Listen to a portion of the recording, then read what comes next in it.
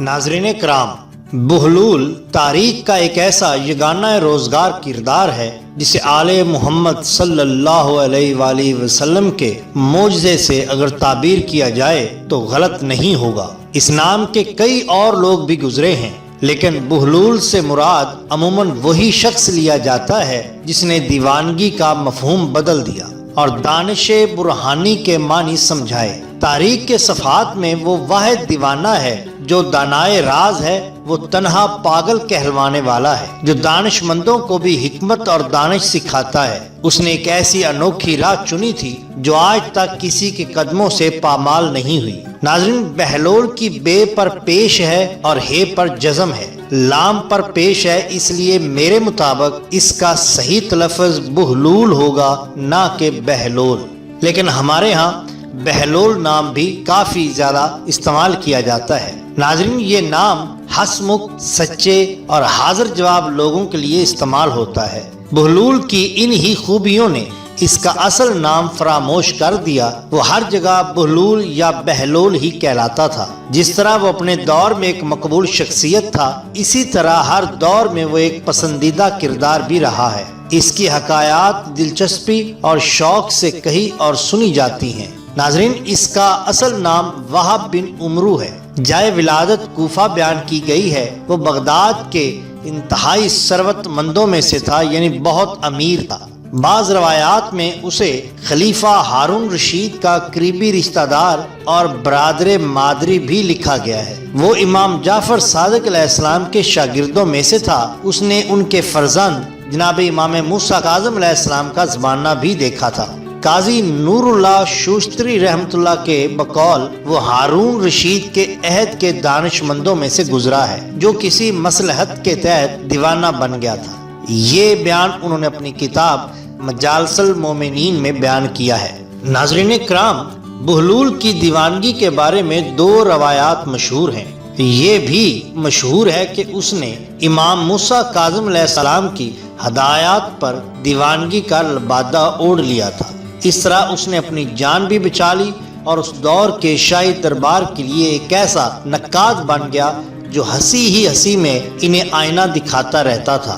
امام موسیٰ کاظم علیہ السلام سے ہارون رشید عباسی کی دشمنی کوئی ڈھکی چھپی بات نہیں ہے۔ تاریخ میں امام عالی مقام کی 14 سال کی قید سخت اور زہر سے شہادت کا ذمہ دار ہارون رشید کو ہی ٹھہرایا جاتا ہے۔ ایک روایت کے مطابق ہارون نے دیگر متقی اور ناصور لوگوں کے ساتھ بہلول سے بھی امام معصوم کے قتل کا فتویٰ طلب کیا تھا۔ بہلول انکار کے نتائج سے خوب واقف تھا، اس لیے اس نے امام موسیٰ کاظم سے رہنمائی کی درخواست کی اور ان کی ہدایت پر دیوانہ بن کر اپنی جان بچا لی۔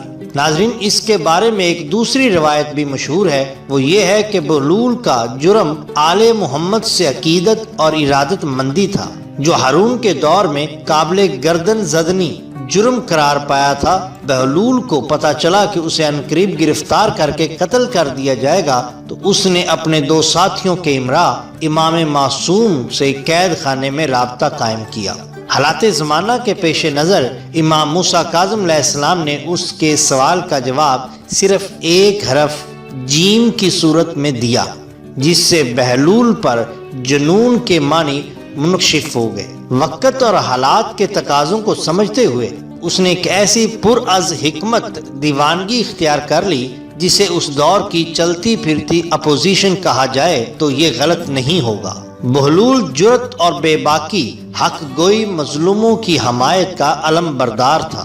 وہ اس دور میں بادشاہ پر کھلے بندوں تنقید کرتا تھا۔ جب کوئی بادشاہ کے خلاف زبان کھولنے کا تصور بھی نہیں کر سکتا تھا، اس کی دانشمندی اور ذہانت نے کبھی اس کا موقع نہیں دیا کہ اس کے کسی لفظ پر گرفت کی جا سکے۔ بہلول یا بہلول کے حالات زندگی تو دستیاب نہیں ہے، لیکن اس کی حکایات کے مطالعہ سے اس کے جو خد و خال ابھرتے ہیں وہ یہی ہے کہ وہ ایک غیر معمولی ذہین، دانشمند اور طباع شخص کی نشاندہی کرتے ہیں۔ وہ حقیقی معنوں میں ایک خدا رسیدہ عالم اور نابغہ روزگار ہستی تھا۔ وہ بہترین حصے مزاح رکھتا تھا۔ اس دور کے حالات اور معاشرت پر اس کی نگاہ گہری تھی۔ وہ ایک حیرت انگیز شگفتہ برجستگی کے ساتھ اپنی دیوانگی کا بھرم بھی رکھتا تھا اور دیوانی بات بھی نہیں کرتا تھا۔ اس نے دیوانگی اور فرزانگی کو کچھ ایسے معجزانہ انداز میں جوڑا کہ وہ نہ صرف اس کی جان کی ضمانت بنے بلکہ مظلوموں کی حمایت اور ایک مؤثر ذریعہ، اور حکومت وقت پر کھلی تنقید بھی تھی۔ اس کی شگفتگی، زندہ دلی اور بزخلا سنجی نے اسے ہر دور کا ایک ہر دل عزیز کردار بنا دیا۔ تاریخ کے صفحات میں وہ ایک ایسا غیر معمولی کردار ہے جو دیوانہ بھی ہے اور لوگ اس کے فضل و کمال کے بھی قائل ہو جاتے ہیں۔ وہ پاگل بھی کہلاتا ہے اور مشکلوں سے نبرد آزما ہو کر ان کا حل بھی نکالتا ہے، انتہائی پیچیدہ مسئلوں کو حل کرتا ہے اور اس کی رائے کو ہمیشہ اہمیت دی جاتی ہے۔ اس کے باوجود کوئی یہ ثابت نہیں کر پاتا کہ وہ دیوانہ نہیں ہے۔ یہی اس کا کمال ہے کہ وہ در حقیقت آل محمد صلی اللہ علیہ وآلہ وسلم کا دیوانہ ہے۔ ناظرین کرام، وہب بن عمرو، جس کو بہلول یا بہلول بھی کہا جاتا ہے، کہتے ہیں کہ بچوں کے ہجوم میں بچہ بنا ہوا دیوانوں کی سی حرکتیں کرتا۔ بالآخر ایک ویرانے میں آن اترا، وہ بچوں کے ساتھ دوڑ کر ہانپ گیا تھا اور کچھ تھکاوٹ بھی محسوس کر رہا تھا۔ وہ اپنے سونٹے یا عصا کے فرضی گھوڑے پر سے اترا اور بچوں سے بولا، میرا گھوڑا تھک گیا ہے، اسے بھوک بھی لگی ہے، اب یہ آرام کرنا چاہتا ہے۔ اس نے عصا کو گھوڑے کی طرح چمکار کر کھنڈر کی شکستہ دیوار کے ساتھ کھڑا کر دیا۔ بچے کھلکھلا کر ہنس پڑے۔ اے وہب، کیا تمہارا گھوڑا گھاس کھاتا ہے؟ وہب نے شوخی سے جواب دیا، ہاں ہاں، یہ تمہاری عقل کے ساتھ ہر روز گھاس چرنے چلا جاتا ہے۔ اچھا، اور یہ پانی بھی پیتا ہے؟ اور ایک شریر بچے نے سوال کیا۔ ہاں، یہ پانی بھی پیتا ہے، مگر تمہارے خلیفہ کے پیمانے میں۔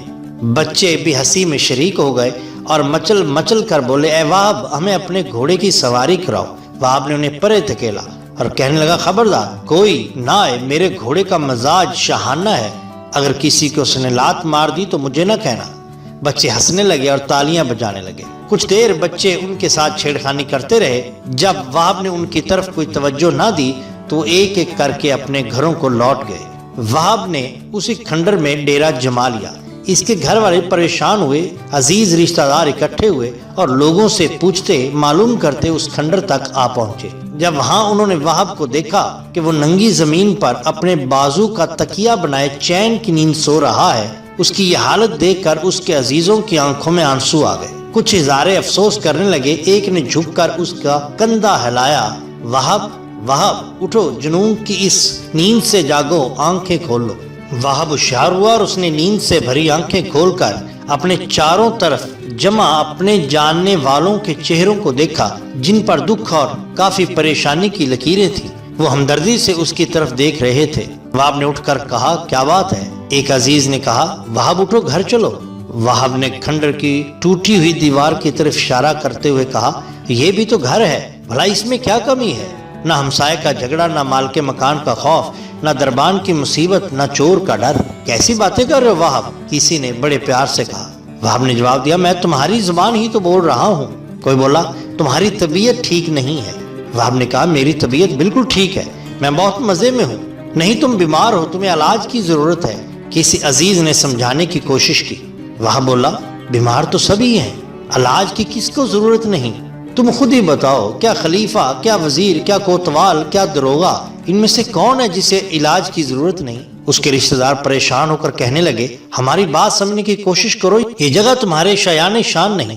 بھلا یہ میرے کیوں نہیں؟ وہب نے جواب دیا، یہ خلیفہ کے محل سے تو بہتر ہے کہ روز حشر مجھے اس کے بارے میں کوئی باز پرس تو نہیں ہوگی۔ اس کے رشتہ دار پریشان ہو گئے۔ انہوں نے بہت کوشش کی کہ اسے گھر لے جائیں اور اس کے جنون کا کچھ علاج کیا جائے، لیکن وہ قطعاً رضامند نہیں ہوا۔ اس کے بعد وہب بہلول بن کر خلیفہ ہارون رشید کے قریب تر ہو گیا اور اس نے وہاں پر ایک نقاد کی حیثیت سے ہنسی مذاق اور دیوانگی میں خلیفہ ہارون رشید کو وہ سبق پڑھایا جو اسے کبھی کسی نے نہیں پڑھایا۔